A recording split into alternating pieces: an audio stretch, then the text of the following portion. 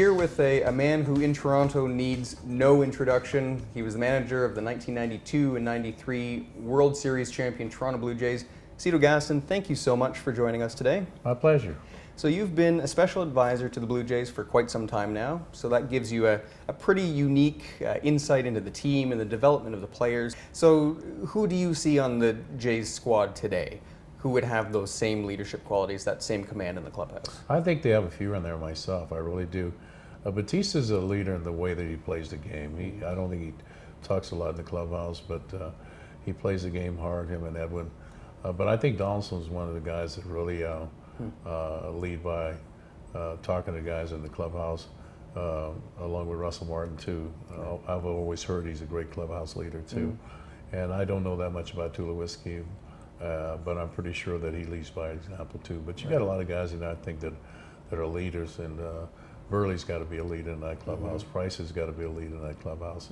And a lot of guys lead by example, but a lot of guys will talk too. And I think you got a few talkers and you got a few guys lead by example. Sure. On the flip end of that, are there any players you see today, or maybe some that you've coached over the years who were a bit more of a challenge? Maybe some younger guys who already knew it all. Oh yeah, you're going to have all those kind of guys. You're going to have more than one of those kind of guys. But one thing about Pat, if we had Gillick, if we had some bad guys on this team, him and Paul, we didn't keep them around too long. But the ones that we did keep around, I think the guys between myself and the players, they kind of straightened them out a little bit and make sure they were on the right track. Right. Yeah. Now, baseball it's a very difficult game to put together a winning team, let alone put together two championship teams back to back. I mean, we can take a look at the Boston Red Sox right now. It's one championship and three last place finishes in 4 years. It's obvious Anthopoulos is all in.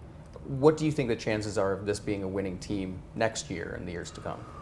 Well, I think it has a real good chance because the one thing we do have some strong pitching in this organization. Whether you take some of the kids out of the bullpen and make them starters, or you get Price back, or you beg Burley to come back. And then if you look at the players on the field, I mean, we're still going to have pretty much the same team here next year. And so I think it's just going to be a question of will we have enough pitching. Right. So I can see this team being good for a long time. Fantastic. Now, let's talk a little bit about the wear and tear on players, because it is a very long season. It's 162 games over 180 days. That's not preseason or postseason. A lot of traveling around. What do you see are some of the factors that might contribute to these guys wearing down over the time? Well, you can, and I don't think people really realize that you play 162, but you play another 30 in spring training. Right. So you play close to. We used to play exhibition games too. We'd be close to 200 games before the season's over with. So, as a manager, you try to get guys rest here and there, and I always had a policy: if you needed a day off, come and tell me. No problem. Nobody knew it but me. I didn't even let the writers know it or anyone else. And I would try to make it happen on a Sunday, where if you had a Monday off, you had 2 days off. Sometimes it could be on a Wednesday, you have Thursday off, and you have 2 days off. And of course, I think this team here, the bench is probably stronger than any bench that we ever had. And the 92 and 93 season too. And a little bit more players, better players on the bench over here, which makes this team different too in a lot of ways.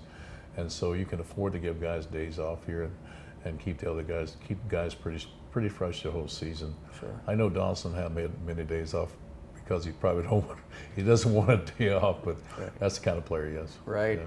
Now, on top of that, then you've got some of these trades happening, and you've got players that are, they're moving to a new city or even a new country. And that could be stressful as well. And it's actually today's sponsor, Campbell Moving United, that has moved you a number of times. They're moving you again. And they specialize in relocation for corporate, domestic, international, and talk a little bit about your experience with them and what that's been like. It's been the greatest. I got involved with meeting Vicki Campbell. I was talking about this not long ago. I think I've been knowing Vicki as long as I've been knowing anyone in this city, and she's moved me I don't know how many times, and every time it's been quality moves, and continue to be that way. We have not only has she moved me around, and we've become friends, and we also traveled together and played some golf together. But Campbell Moving System's done a great job for us over the years, and certainly have done a great job for the Blue Jays.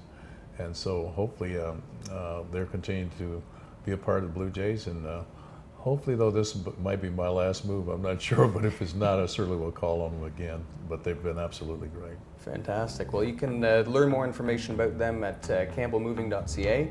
And Cito, I want to thank you for your time. It's been a pleasure, and hopefully we can do this again in the springtime. It's been my pleasure, and thanks a lot. All right. Okay.